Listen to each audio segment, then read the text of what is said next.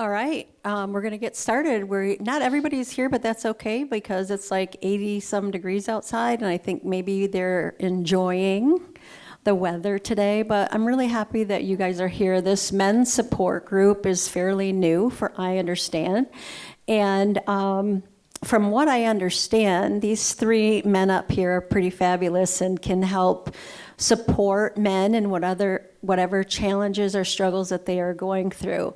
So our men's support group meets on the second Monday of every month at Forest View Hospital, right down the road, from 6:30 to 8 p.m. And tonight, we just really wanted to share information on what to expect when you come to support groups. And also, there's some ladies here, and ladies, maybe you'll learn a little bit about the men in your life and how to help and support them and help them recognize that it's not a weakness to talk about your struggles. It's actually a strength. One important thing that I remember from last week's discussion, our suicide attempt survivor, there was so much guilt and shame that people felt after they had a suicide attempt, and that's why they didn't talk about it, and that's why they waited years to talk about it. So the question that I asked was, after you shared your story, did you feel the guilt and the shame and the judgment from other people? And they all said no. So that's the power of opening up, sharing, talking about your journey, and not being embarrassed or ashamed about it. So welcome here. You all have paper and a pen, and what we're going to do is take notes for yourself, and if you have any questions throughout our discussion, please write them down. And then we'll have Maddie, that's in the pink sweater, pick them up and bring them over to me, and then we'll go over the questions. About halfway through, we'll take a break, and then I'm going to give a couple of these guys a break and bring on somebody else in for just a few minutes to talk about some other things. So welcome to my men's group therapist and facilitators. Now, Jeremy is a trained therapist who specializes in helping men navigate emotional struggles and life transitions, empowering them to understand their emotions and reach out for support. Our two facilitators, Rick and Terry, of our men's group, will share their personal journey of navigating life challenges and healing they found in this space. So welcome, and let's get started. Yay! So look at Jeremy, you already have a applaud going on here, and we haven't even really started. Pardon me? Oh, that was for Rick and Terry. Let's have one for Jeremy.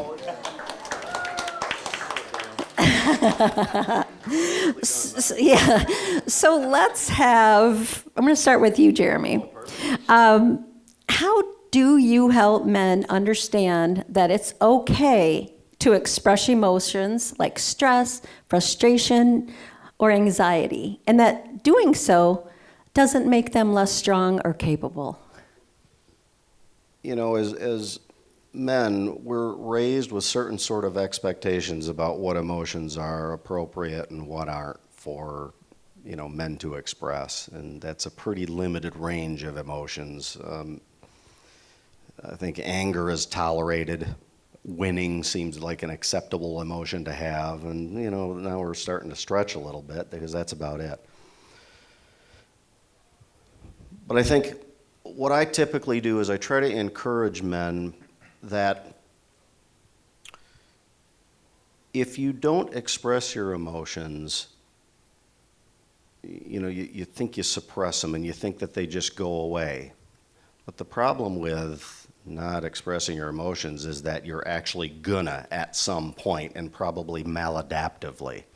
And so wouldn't it be better to learn some skills, learn some strategies, learn some tactics that may help you sort of navigate the emotional landscape a little bit better in a way than that you don't inadvertently or advertently harm the people that are next to you, right? And I think that part of my approach, I'll say this mostly as individual counseling, is to help men realize that, you know, kind of who gives a damn what society thinks? I mean, what are we wearing the mask for in some ways? And it's to help them realize that they can be an individual and that doesn't somehow impact their identity, that it somehow means that they're weak. You know, because I think it takes a lot more strength to be assertive than it does to shut up and avoid, right? So as a therapist, I kind of try to reframe some of that stuff so that the guys can feel a little more confident about doing something that's really, really difficult for them, that they don't know how to do because they don't practice it very often. And yeah, just kind of try to help them get a better sense of what's really weak is actually avoidance, not dealing with problems, right? Not going to a doctor is a pretty weak move. So loosely, that's probably how I would and do often work with men of all ages to try to help them accept that what they're feeling is real.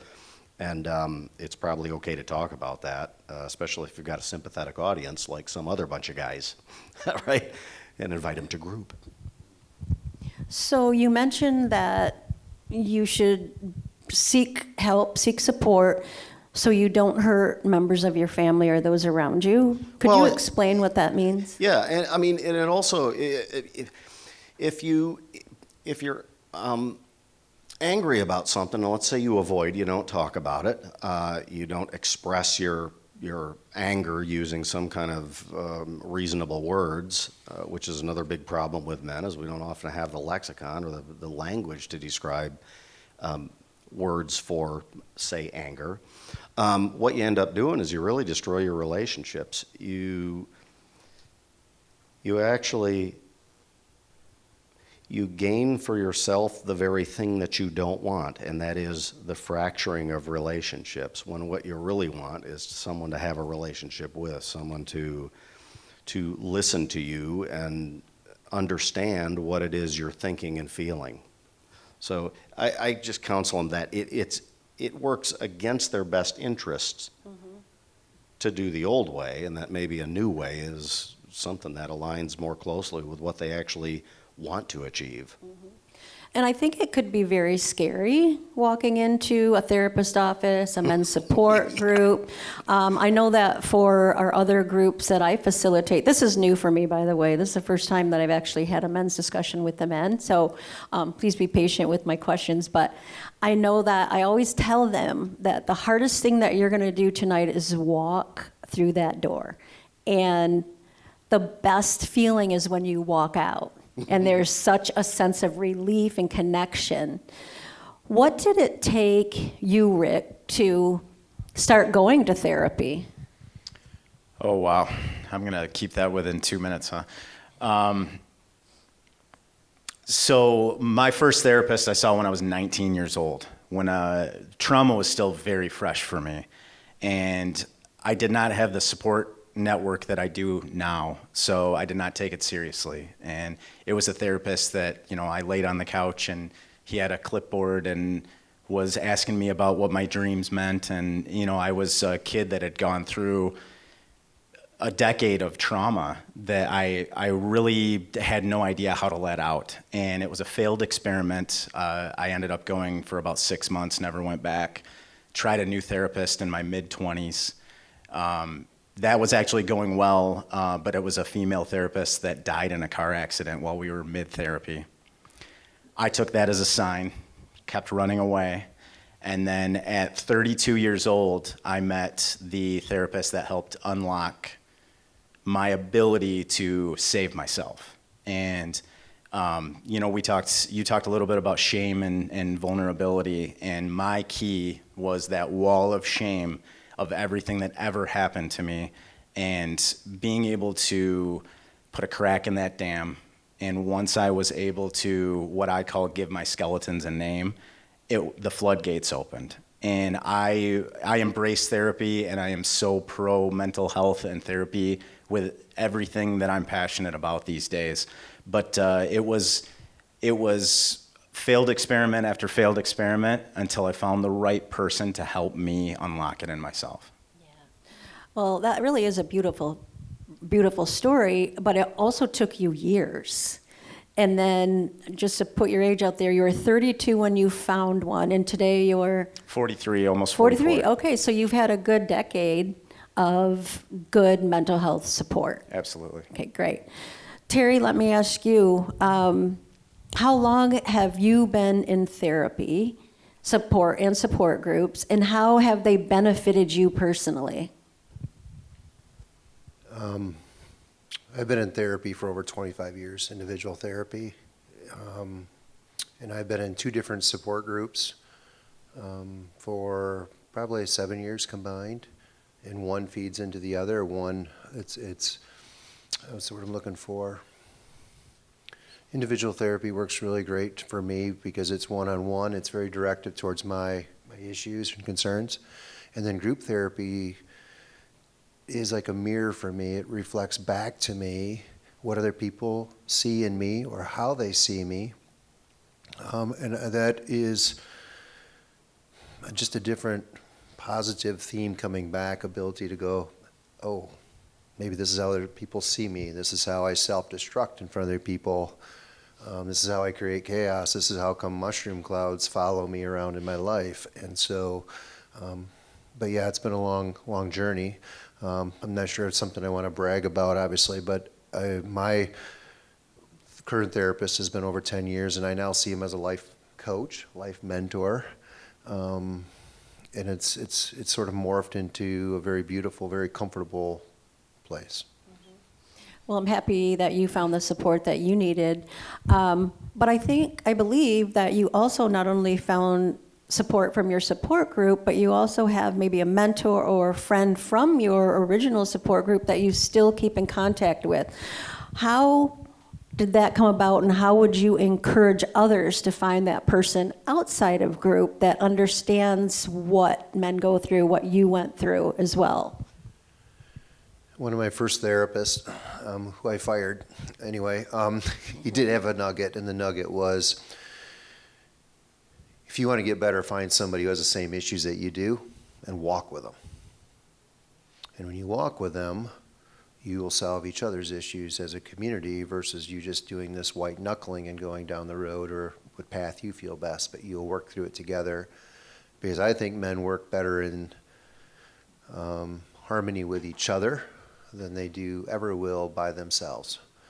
And I think that's how we're designed by God to function in that light, in that way. But to go to the men, yeah, one of them's been in my life now for over 20 years. I'm having a bad day or he's having a bad day. First words out of our mouth is, where's your head at today? Where's your head at today? And we have a very clear, very transparent and vulnerable discussion. And within 5 minutes, we're deep. And within 5 minutes after that, if you can use the metaphor of a balloon, like there's this tension, like the balloon is full. And by the time I get on talking to him, much like we do in men's group, I think is envision the air leaving the balloon and how the end just goes, right? That is how I feel. I feel a little bit deflated, but also feel healthy, and I feel recentered because I've gotten the emotion out. And one of the things that I've learned is, if I don't speak my emotion, I will become my emotion. And I was always known as a very angry man. And because of my anger, suddenly, hey, Terry's angry, Terry's angry, Terry's angry. And guess what? Now I'm living as an angry man because I'm living to the dreams and manifestations of everyone else. And out of my own shame, didn't know enough how to change it. But I no longer live in that place, and I'm very grateful for it. But we as men we don't need 50 men at 1 inch deep. We need 2 or 3 men that are about 40 feet deep. Like a deep pole in the ground where we can circle around and that pole won't break. That's what we need as men.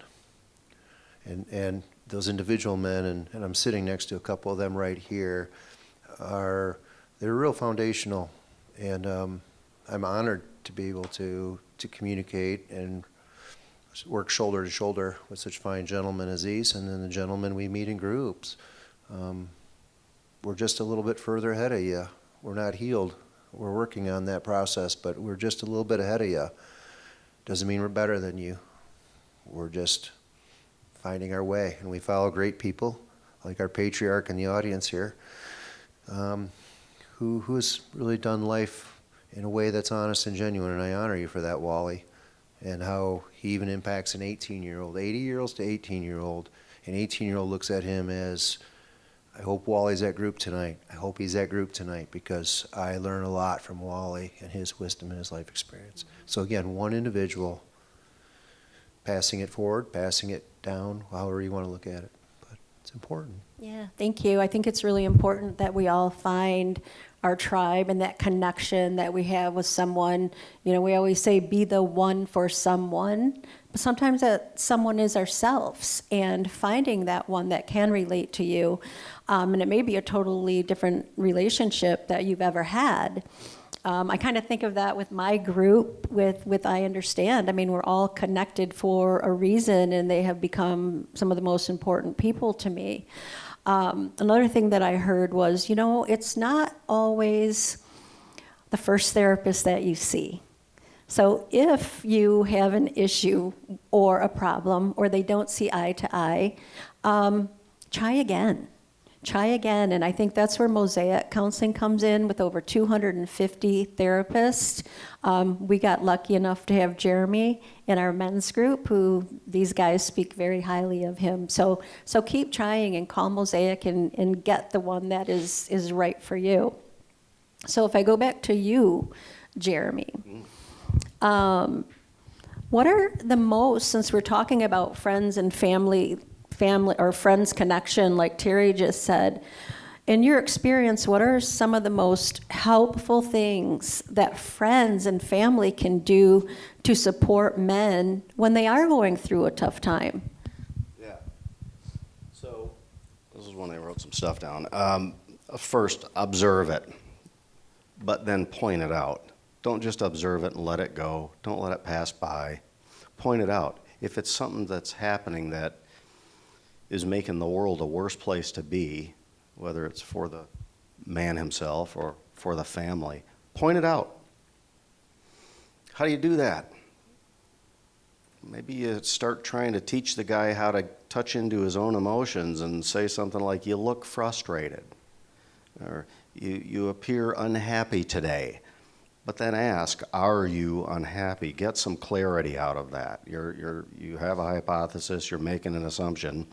You look frustrated. Are you frustrated?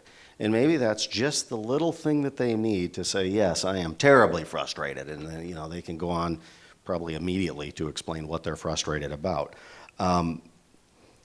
You got to prompt them maybe to talk, right?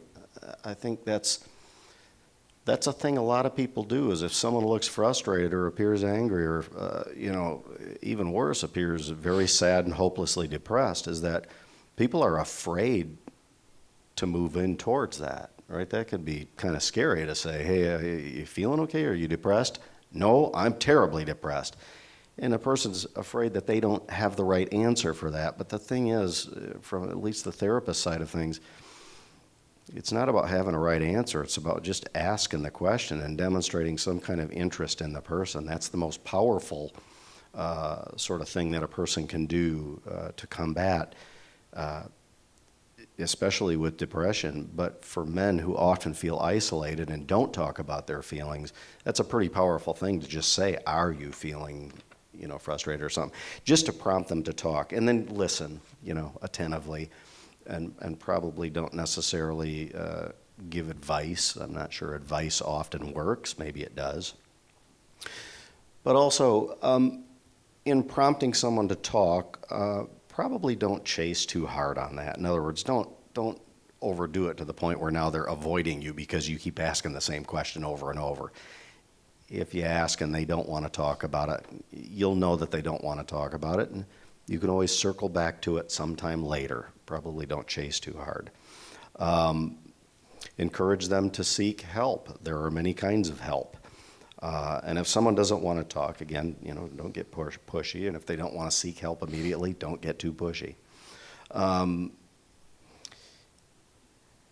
At some point, though, if If the thing you're observing and you have tried to point out, the behavior, is really negatively impacting yourself, the family, friends, even the man, probably you're going to have to do almost like an intervention.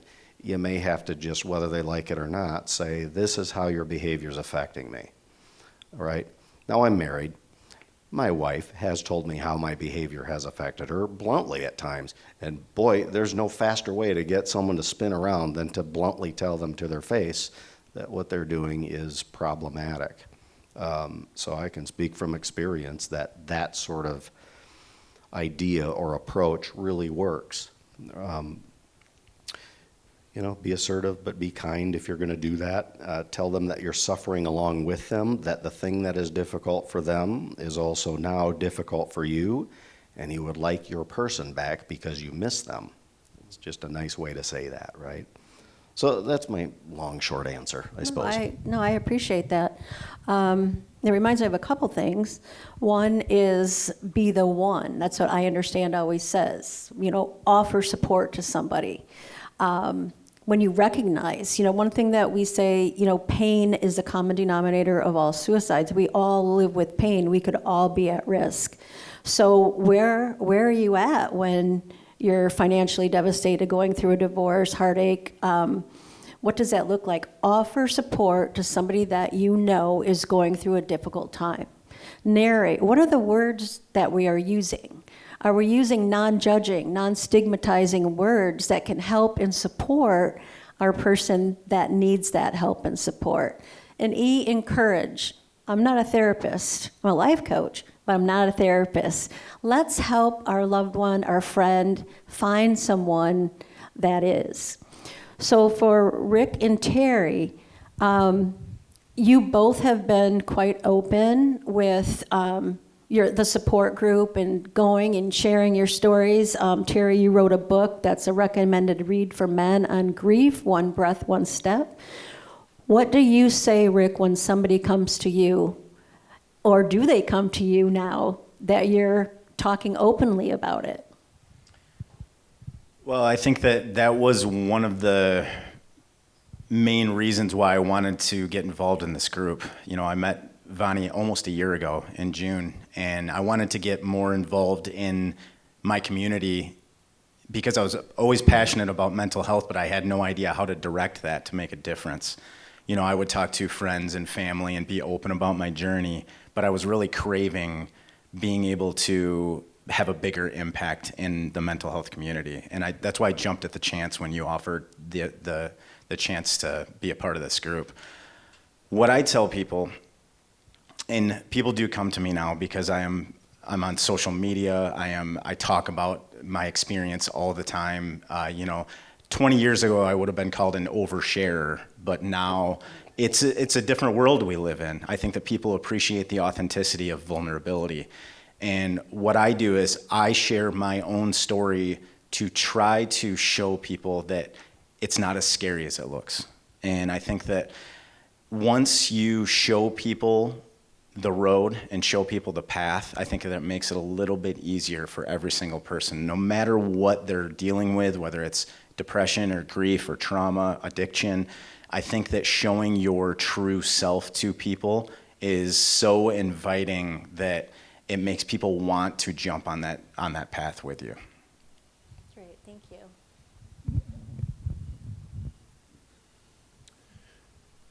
I think a couple things. One is the authenticity, and I'm going to seg on Rick's statement, is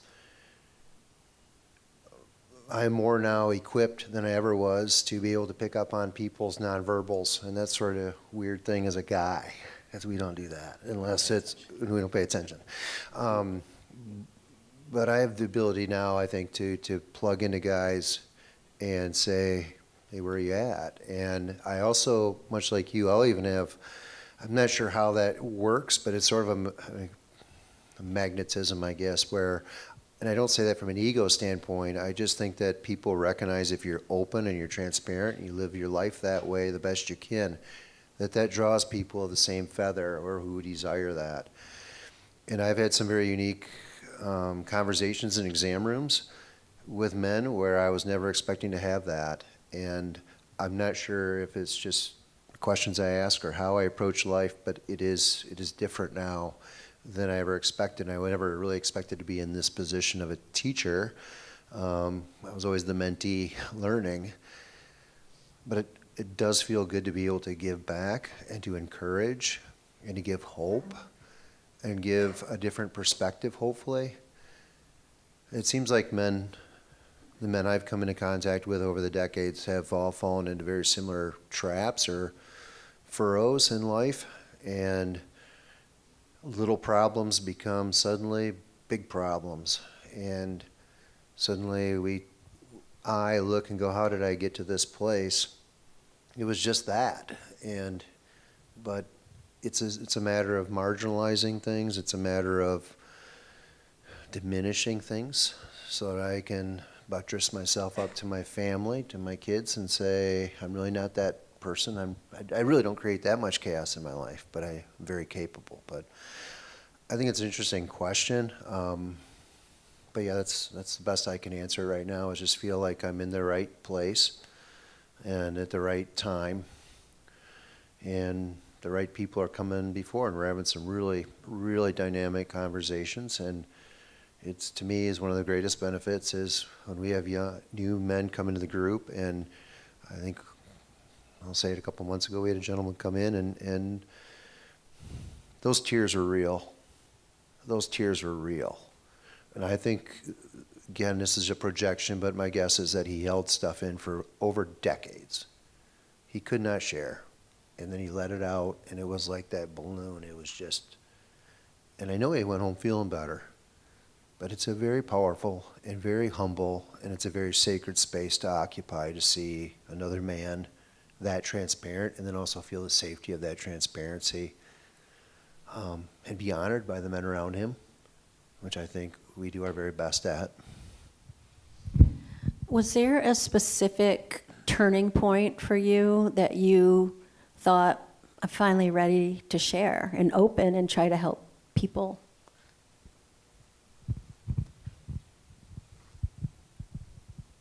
I've always recognized similar struggles in men that I've had.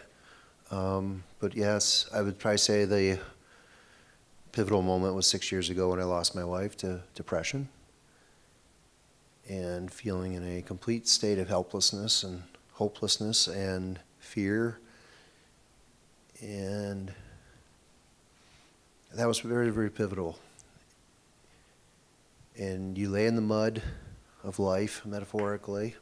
You're not sure you're ever going to get back up. And you're surrounded by a few strong men who say, let's get you to your knees, and we'll get you to stand, and then we'll have a few steps. I want to be able to be that person for somebody else. I want to be that man for somebody else, if I can. But that was a very pivotal moment. Yeah. Was there a turning point for you, Rick, when you decided to make that phone call and wanted to get involved? Yes. So, and Terry, like we do often, Terry and I come from completely different backgrounds, and we're completely different people. But it's like he's Google Maps and I'm Waze, and we get to the same point in completely different paths.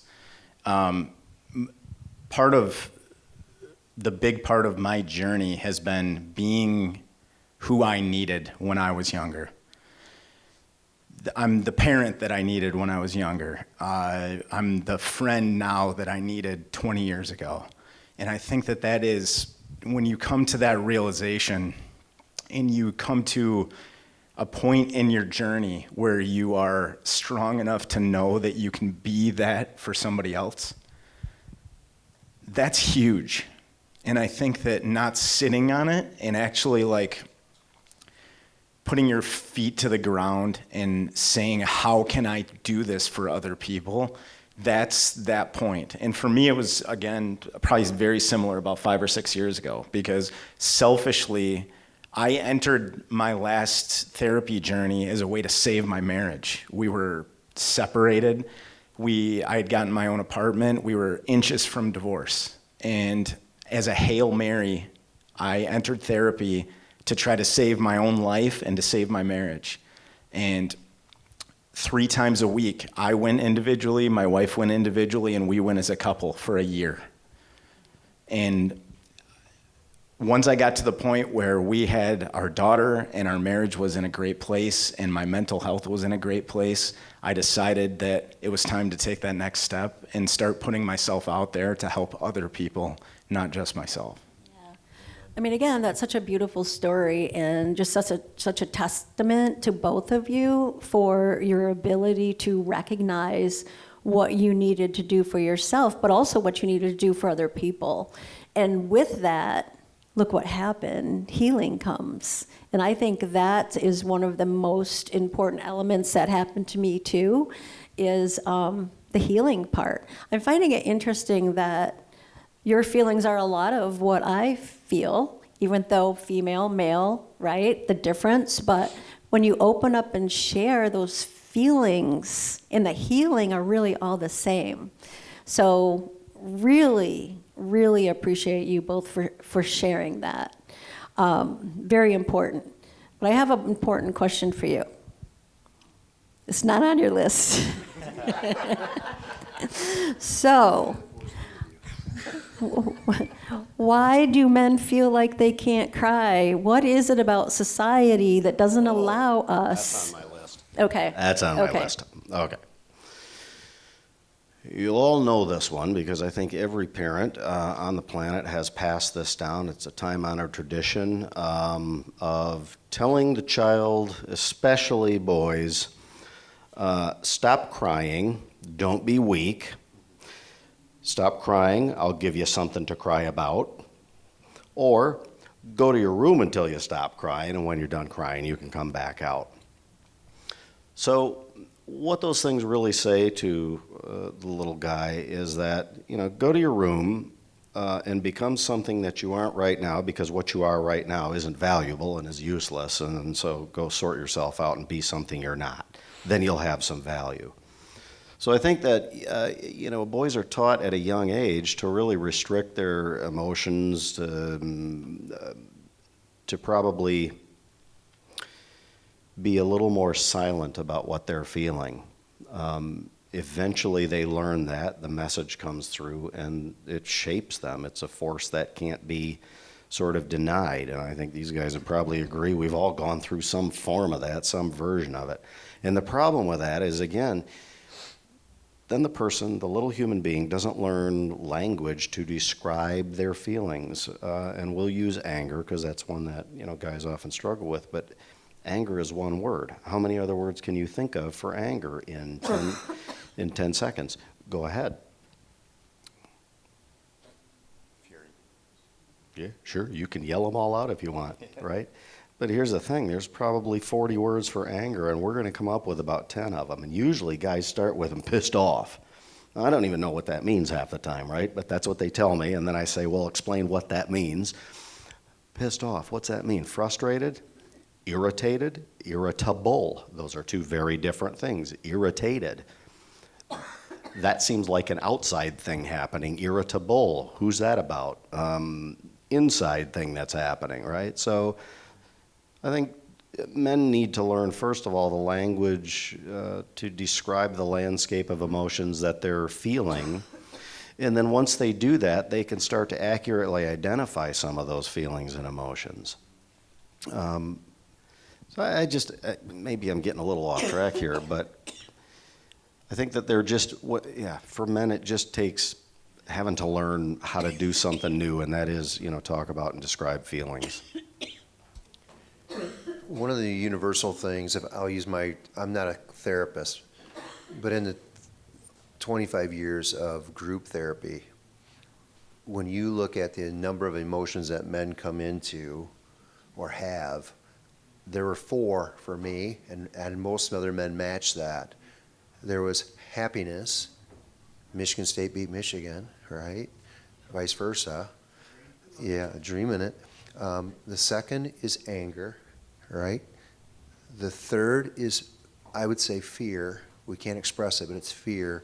And the fourth is pleasure. And this isn't pleasure of like I won a tennis match. This is sexual pleasure, because to me the sexual pleasure And what I hear is a sexual pleasure removes me from the regrets of my past. It removes me from the anxiety of what I cannot control in the future, which I'm worrying about, places me centrally in the center of time and space, and gives me a euphoria of this, I'm feeling great. And then I re-engage life. But there's like 4 emotions, and again, I did some little research on this, but there's like 26 main emotions that most people have. I couldn't name them. But so most men have 4, maybe if I'm generous, 10. The average woman probably has 4 to 5 times the expression of those emotions that a man has, which we all agree to because you're so much more emotionally in tune and emotionally intelligent. But totally, if you look at this little emotion wheel, if you ever seen those, there's like 200 emotions or words for emotions. And most men, I'm one of those, would really, really struggle to find words. And one of the things that we talk about is, what's the reason you're angry? Why? Well, I'm hungry, I'm sad, I'm disappointed, right? Anger is the cart. What's the horse that's pulling that? You got to go a little deeper, right? But to me, this emotional language lexicon is like learning Greek and Latin at the same time for most men. And so if I could share anything to the women out there today, when we get in a conversation with you and it's deep, or you want to go deep emotionally, it does scare the dickens out of us at times, because we do not know what emotions, what words you're going to use, how we interpret those. It's like going up in a dinghy against a battleship, okay? Probably a poor metaphor, but us guys would rather sit in a pond in our little dinghies and deal with our 4 emotions. Then it's scary, and it's confusing. So anyway, that is my perspective. It's just, there's this, again, men are from Mars and women are from Venus type thing. We speak 2 different languages, but the emotional thing here is just, it captures me more and more of how handicapped we are as guys coming into adulthood and the inability to express ourselves. And I'm still learning. I'm still learning how to do that.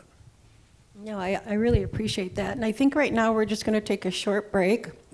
I do want to apologize about my cough, but I am living with chronic cough, and I have for about 1.5 years. And as of late, it's gotten really bad. I was able to do the whole last week's without a cough, so I was really proud of myself. So I apologize for that. It may happen again, and I will step away again, and I'm thankful Kit brought a cough drop for me. But we'll come back in about 5 minutes, get some popcorn, go to the bathroom, do whatever you need to do. Thank you. Do you want us to do our questions? What I'd like to do is introduce Andy McLean. Andy is our I Understand board president, and I'm very happy and I feel very privileged to have Andy on board with I Understand. He's been on board for about 3 years, but recently took on the role as board president. So I'm glad that he's here, and I'm glad that he's willing to share some of his own stories. So Andy, can you introduce yourself and just tell what you do outside of I Understand and why you're up here now? Absolutely. Thanks, Bonnie. Hi, everybody. Andy McLean. We'll skip around here a bit. I grew up in Detroit. I came to West Michigan for college in 2011, then I never left. And the reason that I chose to come to West Michigan, my father is an Aquinas alumni, and we came here for various events and things like that when I was a kid. We used to vacation on the lakeshore, and I always felt like a part of me belonged in West Michigan. And so here we are now, almost 15 years later, and I haven't left. And so over the years, I have been really focused on networking and figuring out where my best fit was. Grand Valley, I found myself in various clubs and organizations, but didn't necessarily quite find that fit. I went to Meyer, and I worked for Meyer for about 4 years, and while I started my journey there, I completed my MBA at night, and then I found myself in this wanting to give back and finding a profession with compassion. And I always tell people I would fail the science test, so I can't be in healthcare, but I needed to find a way to position myself in the healthcare realm. So about 6 years ago, I joined Banff Health downtown as business development manager. We are technically still a startup, but we focus our business on radioactive manufacturing of diagnostics and therapeutics for cancer patients, but also patients who are suffering from heart conditions and brain anomalies, we'll call them. So Alzheimer's, Parkinson's, PTSD, various mental illnesses and mental health concerns. If you need a scan, you can come to Banff and you can get answers that are a lot more detailed than what you might be able to get at a conventional healthcare facility. I'm up here right now because one of the things that most people don't know about me or wouldn't assume perhaps at first glance is I'm gay. And the thing about gay people is that they have to come out hundreds of times in their life, which is something that's very different than straight people, because you just assume. If I say, oh yeah, we are going on vacation this week, it's, oh, you and your wife? Oh no, husband actually. And then people get all, oh, I'm really sorry about that. Oh, nope, not an issue. For me at least, it's not an issue. Just perhaps be more open-minded, right? We are at a time right now where there's a lot of awareness in social media and on media where if you are a young person, you can be whatever you want to be. If you are gay, that's fantastic. Well, 15 years ago when I came out, that really wasn't the case. I was terrified what my parents were going to say. I was really scared what my friends were going to say.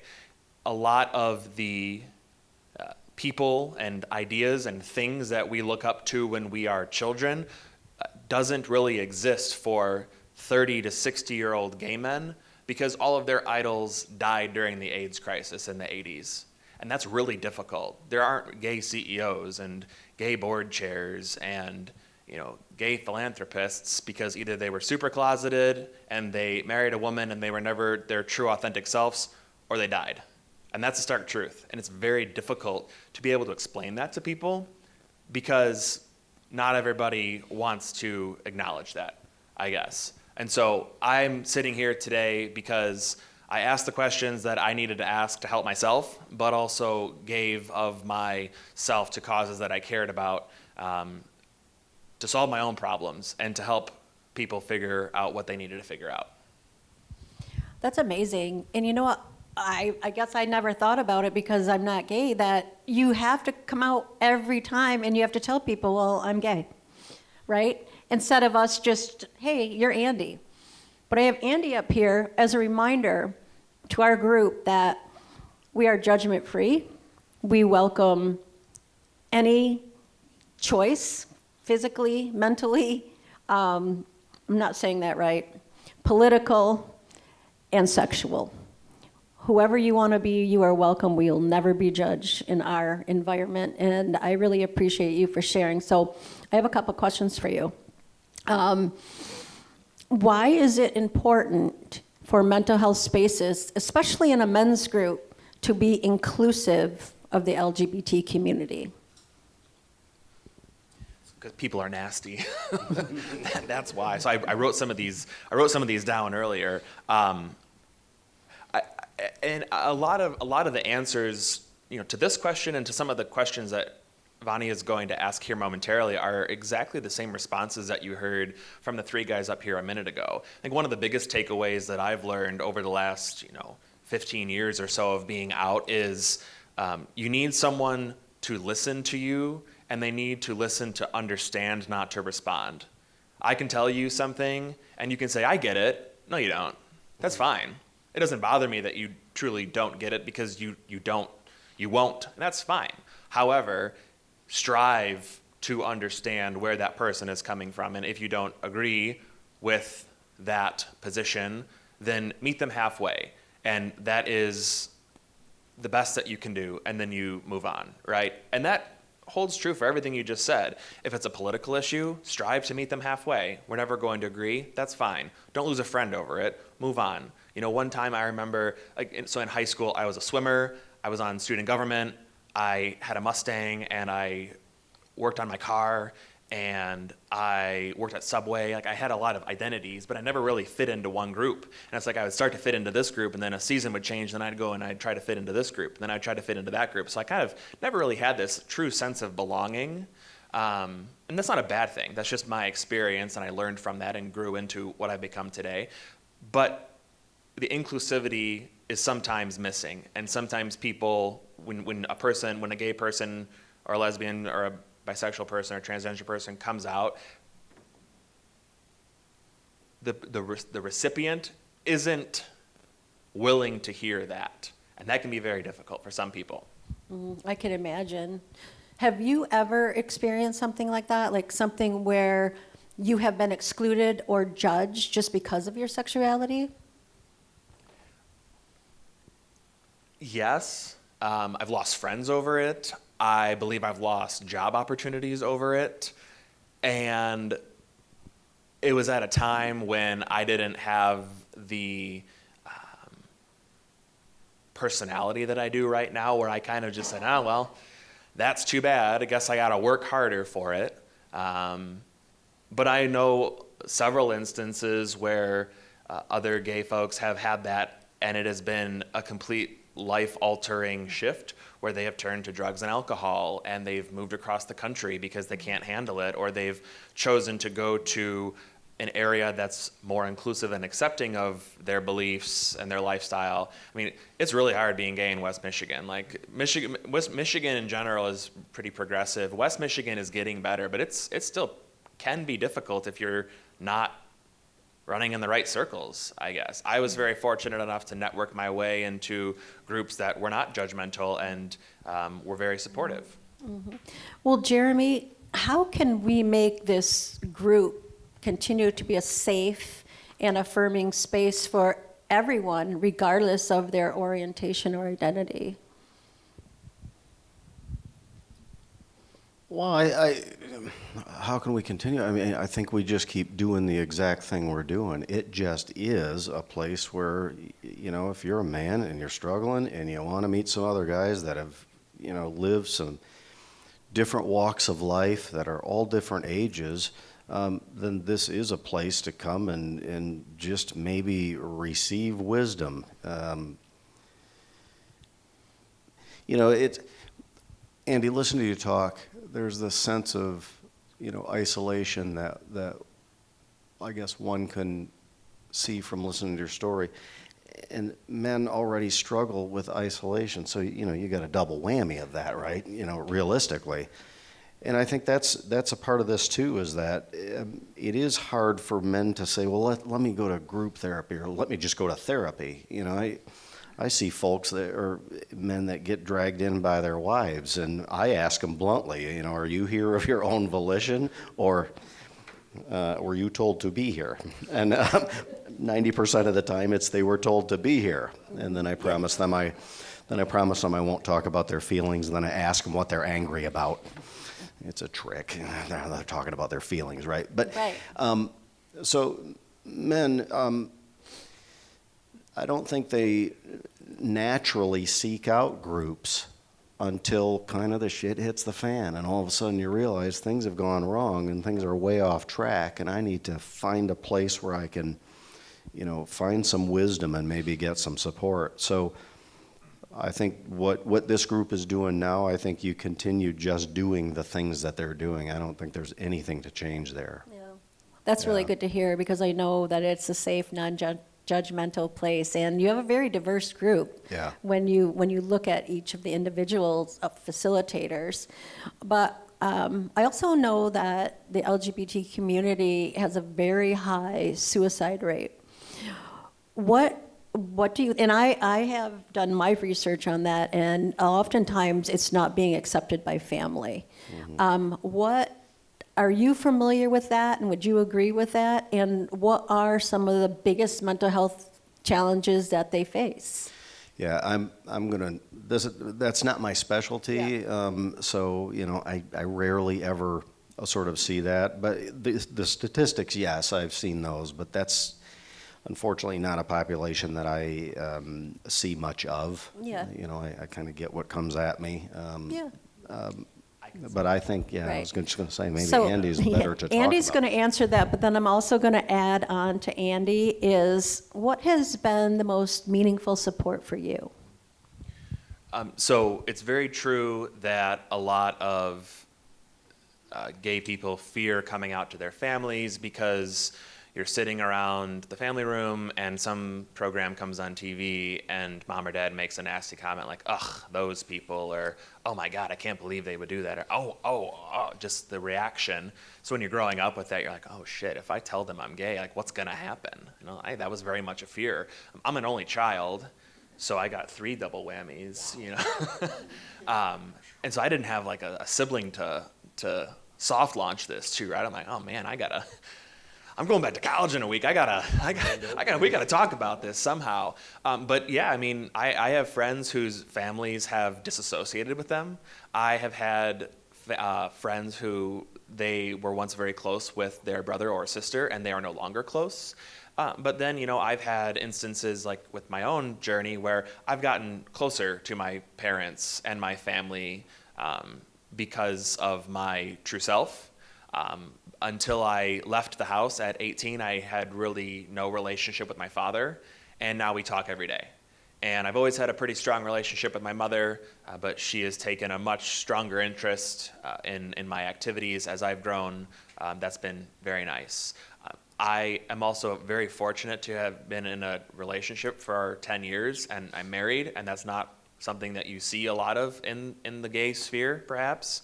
And a lot of the angst and anger and frustration and that feeling that you take 1 step forward and 2 steps back, a lot of the time is because you can't find your person, because you don't agree on political views, or you don't agree on lifestyle and how you want to live your life. And that can be really difficult because, again, we tend to be people move to places and find partners and whatnot, but like I've been with my husband since we were in college, and so we had to figure out how to go through the last 10 years of, he lived in Chicago for a few years and I was doing my MBA at the time, and we were doing long distance, and that was frustrating, and we were both working and building our careers, and you have to make sacrifices, and it's the same type of things that everybody really experiences. You just have to kind of look at it through a different lens. Remind me of the second question again. The second part was, what experience with that has impacted you the most? Like, what has been the positive? Or let me put it this way. How can we support you in terms of not asking the questions or not asking some of the things that people ask the community? Sure. So when Vonnie said, how do I introduce you? Do I introduce you as Andy from the LGBT community? And I said, no, what I'm going to say here might shock you a little bit, but I don't want any special treatment. But that's very different than what someone else might want. Like, I want you to look at me as Andy. I don't want you to put a tag on it, because that's the same thing like saying, this is John Smith, he is a golfer, or this is Jane Doe, she is a crocheter. It's just like, this is Andy, he's a car guy, he's a golfer, he's a workaholic, like whatever you want to tag me as, positive or negative, that's fine, I can handle it. But I think when someone is struggling, you can see it in their eyes, you can see it in their actions, you can see it in the way that they portray themselves. And so if you see that, that's when you really have to step in and you ask that question like, hey, is everything okay? Because I had that a couple of times, like, hey, is everything okay? But I was not ready to say, like, yes, everything's okay, but there's this thing that I got to tell you about, but you got to wait 3 more years for it, right? Because I wasn't ready. So a lot of the times you see young people who know that it's okay, or they know that it's about their time, but they're not quite ready. So you just have to do your best to be there for them when they are ready to talk about it. And again, I think that relates back to what we started the conversation with our 3 experts earlier about just it's all the same, right? Just look out, be aware, be there for support, listen to understand, not to respond. And when you're ready to share what's on your mind, then hopefully you feel safe enough to do that. Yeah, thank you, Andy. I look at Andy as such an asset to our team. I understand the leadership that he has provided and his willingness to speak with us today and just to educate us a little bit more, because, like I said, We love everybody, but we especially love people that are so dedicated to I Understand. So thank you, Andy. Thank you for having me. Yeah. All right, we're going to switch it out again, and we're going to ask Terry and Rick to come back. I'm done. I can say that. You never know what I'm going to say. Yeah. Well, we'll have you back up for question and answers. I was thinking, actually, this comes to my mind, and it comes to my mind quite often because I share it almost every time that I am with a group, and those people that have been with the group know what I'm probably going to say. So one of the things that I think that really helps us maybe, well, this is what I'm going to say. There's three sides to us, and the three sides to us are, one, the side that you see here right now, who I am, who these guys are as facilitators and the founder of I Understand. Then the second side of me is who I am at home. I'm a little bit different, maybe a little bit more relaxed, maybe more uptight, who knows? Maddie knows.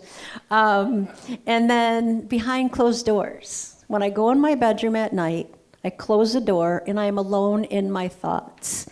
And side 1 and 2 is seeing like, oh, she's doing great. Oh, she's this. Maybe side 2 knows, she's been having health problems for the last year and a half, but I don't try to outwardly share that. But that third side, I'm confused, I'm hurt, I'm having suicidal thoughts, I'm worried what other people are going to think of me. If I do not go out to sides 1 and 2, I cannot be helped and I cannot be supported. So if you are struggling or living with something that you can't share, or you're in some type of pain or embarrassment or feeling shame about something, you can't get the help if you don't tell someone. So that third side is the most important side that we ask others about. How are you doing behind closed doors? You know someone that's going through a divorce. Ask if they're okay. And not just okay, because sometimes I think that people hear you, but maybe they don't listen, or they listen, but they don't actually hear you. So I'm going to lead that into a question for the guys. And any one of you that wants to take it can. Sometimes I think that there's a difficult time when a woman speaks to a man and they don't actually hear what you say. Do you know what I mean? All right, because that happens. Who's taking Really? it? That's the question. Oh, you're ending there. Pass. Oh boy, this is a deep well. But I think this kind of runs back, though, to what I think we were talking about earlier, where women have a much richer vocabulary, which, I guess I'll be bold, which I think means that they're able to be a little more in touch with their true self. A rich vocabulary means that you can express yourself better and you can understand yourself better. And I think that men just lack that capacity to the same degree that women have it. So I think that's part of the difficulty. I think sometimes women ask us to discuss something that we have no business discussing because we are the wrong expert for that, because we're not an expert, even if it's our own self, right? Would that be the same as like, do these pants make me look fat? No, that's different. That's called lying. Uh-huh. So do you lie to protect, or do you tell the truth and whether you think that or not? Well, I mean, I think that's not a man-woman thing. I think that all of us navigate those sorts of social interactions very carefully, right? I think there's a time to say, yes, they do make you look fat. And maybe there's a time to say, no, they don't. They make you look great. That's really context dependent. So I am not going to try to unwind that at all. Okay. Do either of you want to, not on the second Rick, part, you want to give only that a on the try, first part? buddy? So uniquely on the first part, I think that for me in particular, it was intimidating and it was scary. My wife is very much able to identify complex thoughts, emotions, feelings, and Before I got to the point in my mental health therapy journey, I wasn't able to do that. And as she's describing to me how she's feeling, I'm shriveling up into a little ball because I'm scared that my answers aren't going to be good enough. You know, somebody's asking you, tell me how you feel. When you don't know how to identify what's going on inside of you, that is a very scary feeling.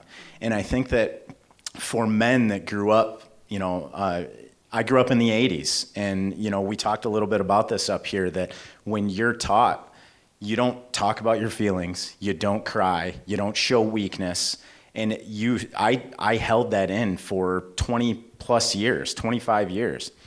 And for me, it was fear. It was fear of not being good enough. And every time she told me how she felt, I was intimidated and scared. Yeah.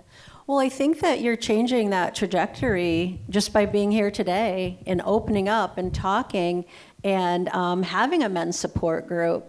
Terry, did you want to add? All right, well then. I'm quite comfortable with their answer. Okay. There's nothing to segue on any of that. Okay, I'm going to ask you, what would you tell someone that wants to come to support group, but they feel like maybe their problems are too small for the group? What would you say to them?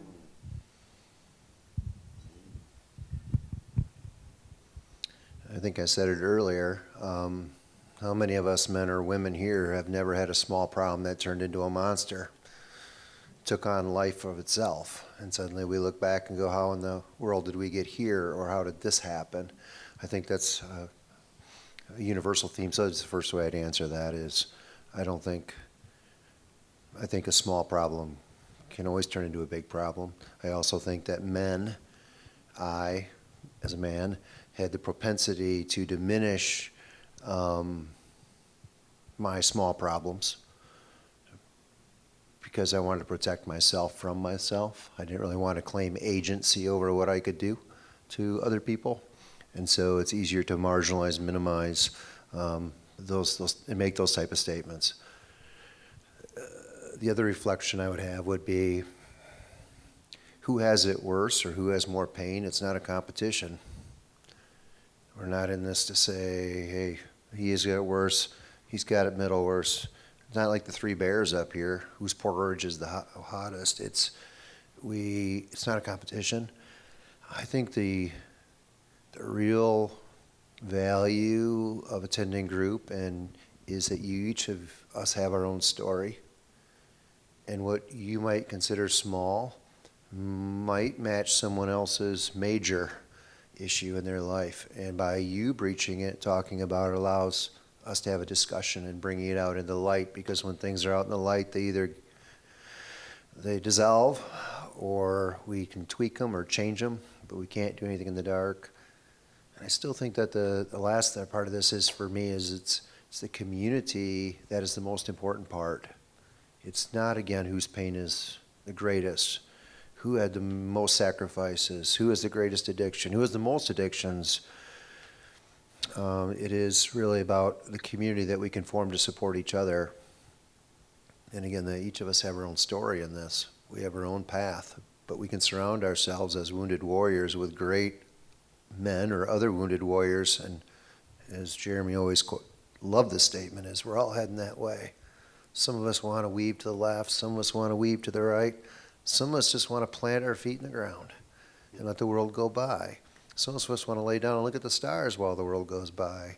But we're all heading this way. How do we support each other going that way? And again, I think we will never support ourselves if we minimize our issues or try to minimize them. Thank you. So much insight here, and I really appreciate all of it. I mean, it's obvious that the support group for you guys has been very healing. There's been obviously a connection built between the men that attend the group.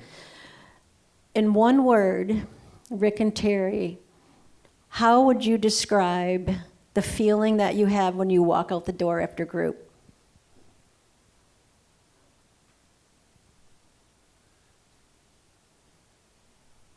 Two words?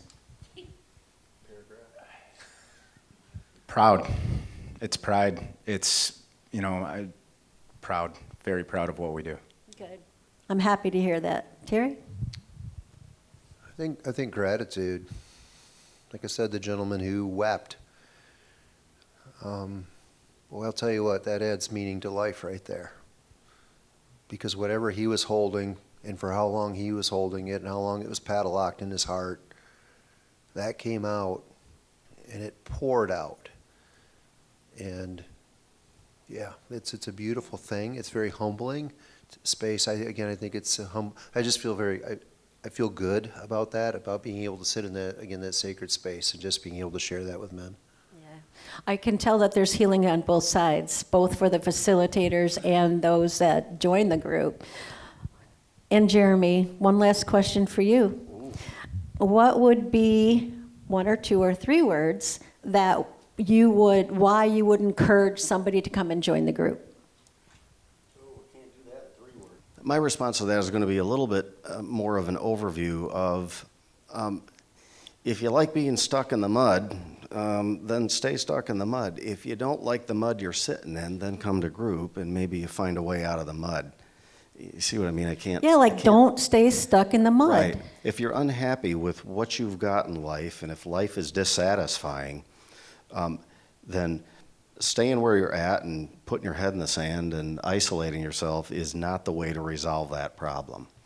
Mm-hmm. You come to group and you meet a whole bunch of guys from all walks of life that you hear the stories and the experiences, and there are nuggets of wisdom to be found every 10 minutes in a group setting, because it's a life that, like for myself, I lived a particular life. I can only have my sets of experiences as, data in my head to think about things. And then Terry says something, I'm like, yeah, I didn't think of that. And Wally says something, I'm like, yeah, wouldn't have thought of that myself either. So I think that's my answer to why should someone come to group, because it's really, it's a great learning environment. Yeah, and I think that the 6 words that you first said is one that everyone can remember. Don't get stuck in the mud. There's always help. There's always connection. I feel connection. I feel healing. I feel gratitude. I feel pride. If you need help, if you need support, please come and consider joining this team of very inspiring men up here. But I just want to thank you all, 3 of you, for your insights. I don't like to say bravery, or courage, because I feel like we shouldn't have to have that to share our stories. We should be able to share our stories without that judgment and having to feel brave. But right now, it's courage and it's bravery. It's clear that men chase many challenges, and often as a woman we face those same feelings, and how we get through them is what they said, healing, by talking and sharing and finding your person, or finding a great therapist. So thank you all very much. And now what we're going to do is we're going to get to questions. So Maddie, can you please pick them up? And I'll just start with, I'm going to have Andy come back up, just in case. And the first question that we have, how do you talk to a husband about your mental illness who doesn't want to talk about it? This has been going on for about 25 years. So how can you give advice to say, my husband won't listen to my mental illness? Anybody want to tackle that? I mean, as a therapist, if I'm asked that question, obviously it implies a pretty great deal of dysfunction in the relationship to begin with. And first things first, probably offer some individual therapy to get her somebody to talk about that's going to actually listen, maybe try to help resolve some of the problem of the mental health issue. But then secondarily, one just has to face the fact that if this person wants to have their head in the sand, the way I'm reading it, that's just causing harm.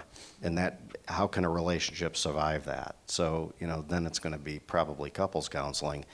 And if the husband won't listen to her, maybe he'll listen to a damn expert tell him why he should be listening to her about what she's talking about. Yeah, that's really great Yeah, advice. I might whack 'em with that I one appreciate first. that. Another question. How do we engage folks who respond to the topic, men's mental health, loneliness, etc., critically or lacking empathy? Have any of you had that experience? Do you want to get that, Rick? Yeah. Again, I've been called an oversharer. I've been, questioned why I share certain things that I do on social media or in person. And for me, I think that it's important to not change the message. I think that you can't get through to every single person, but I'm going to try every single time. And if you start to let that seed get planted in your head that person might not listen to your message, you're going to stop delivering that message. So for me, that doesn't deter me in any way. That just means that it's like I'm in the mortgage business. If somebody tells me no, that's the easiest thing I can hear. I move on to the next client. Mm-hmm. And if I can't get through to somebody, then that's an easy no for me, and I'll move on to somebody that I can help with my message. But it will not deter me at all. So maybe that goes back to finding that tribe or that one person, and it maybe look very differently than who your friends and your support system are now. I would add to that one of the closest friends in my life that I actually am no longer friends with, the beginning of the end was about a week after I found out that I was joining the board of I Understand. So this was 3.5 years ago. I said, person X, I am so excited that I get to join this group because mental health is super important and we need to talk more about it. And his reaction was, that's stupid. Why would you waste your time? Just smile more. I said, you don't get it and you will never get it. And now that person and I no longer talk because there is a certain amount of resistance that we're going to always be up against, and you get to pick your battles. Yeah, I was just going to say, I don't waste my energy on that. Oh, I was just going to say, I don't waste my energy on that type of response. How do you even dignify that as an intelligent person? I think, what did Jesus say? Don't cast your pearls before swine. Well, because that's a waste of your energy. So I have the same view you have. Yeah. Don't waste your energy. Go ahead, Terry's got some. The other intriguing thing for me in life has been, number one, I think that our generation, this culture, we desire authenticity. We desire our men to be authentic and real. And in this society, we'll have the naysayers, but we will stay strong because we know that that's the best for us. And I'm still a firm believer, sort of in the law of positive attraction, that those of you will draw people closer to you as you get healthier. You will draw healthier people to you. And then the opposite is also true. In my life experience, as I got healthier, I lost people. People moved away from me because I think it's a repellent, but it's also the aspect that somehow, again, birds of a feather flock together. So if we were all angry together, it all worked great for all of us. But as soon as I left the herd or left the flock, now I was mirroring back to them perhaps what they could be and where they're stuck. And they can't look at that reflection. So I again, don't say that from an ego standpoint. I just think it's as we get healthier, there will be new people who come into our lives and new health will be found, new generation of energy, positivity, etc. But anyway, just slightly different. Well, I do believe that ignorant people say ignorant things, and oftentimes that's because they haven't been through what we have been through.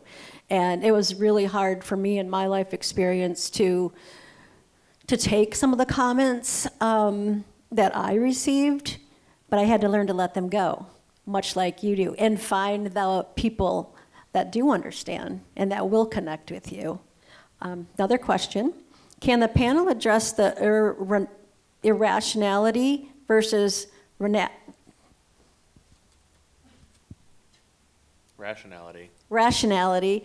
Of emotions, especially as emotions seem to be segregated along gender lines. One more time. There's a lot. All right, so basically, I think what they're asking is like emotions, Right. irrational versus rational.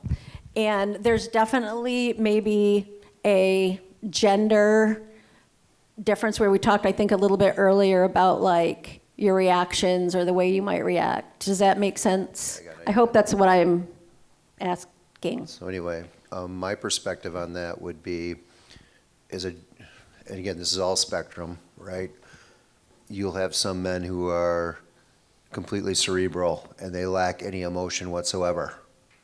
They're just like an Encyclopedia Britannica without emotion. And you have the men on the other side who are very emotional, and you have women who are very cerebral and women who are very emotional. I think that's, I get that part, but I think, again, the best for all of us is where's the center? Where's our center? I have propensity to be more cerebral and go deep, and I have to learn to be more sensitive and be more emotional and caring. That is where my intentionality has to be. I have to grow antenna for that. That does not come naturally. I think those individuals who are more emotional and perhaps I'll use this in where they're fluttering on like a butterfly, where I can't make a discerning comment about you because your emotions are here and then they're there and then they're there, and I can't connect in a logical way. I think they have to find their center and bring it a little bit more towards the middle. That's my take on that. My initial take was a little different on that, but initially when you asked the question, but I think that's where I'm at on that. I don't, you guys want to? I don't think there's such a thing as a rational emotion. We're all different people. Somebody might think it's irrational for me as a 43-year-old man to shed tears about trauma that happened to me when I was 7 years old. So I don't agree with the context that there's rational and irrational emotion. I think that there's reasons for emotion for every specific person, and I don't get to call that an irrational emotion. I have an almost 8-year-old daughter who's going through some big emotional changes. Of course, I think that, having a fit over not watching a Marvel movie tonight is an irrational emotion, but to her it's not. So I cannot look at it through that lens of it being an irrational emotion. So I kind of reject that premise that there is rational and irrational. I think that there is emotion and we feel it for a reason.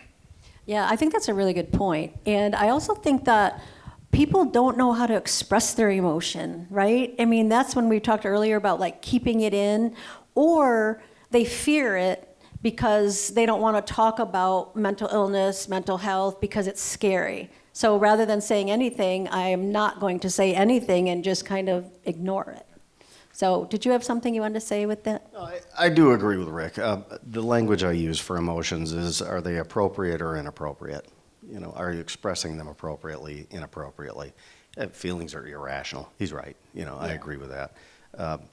But if your cat dies and you're sad, that's appropriate, right? Mm-hmm. If you're seeing job cuts all around you and you feel anxiety and stress, that would be appropriate. You might be the CEO of the company, but it's still appropriate to feel stressed that you could lose your job, right? So I agree with what you're saying. Yeah, I just like those terms better. Okay, thank you. We have time for one more question.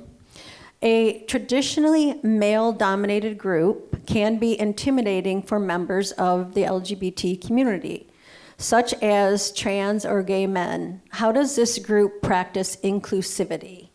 We'll start with you, Andy, just by saying, how would we include?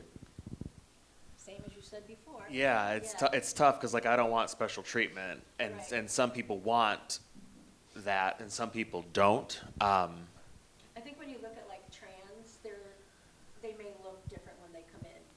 You look like a man. They may, so I think that's where the question is leading. Like if somebody comes in and maybe they have green hair, ring noses, whole body tattoos, or maybe they have, a man has a dress on.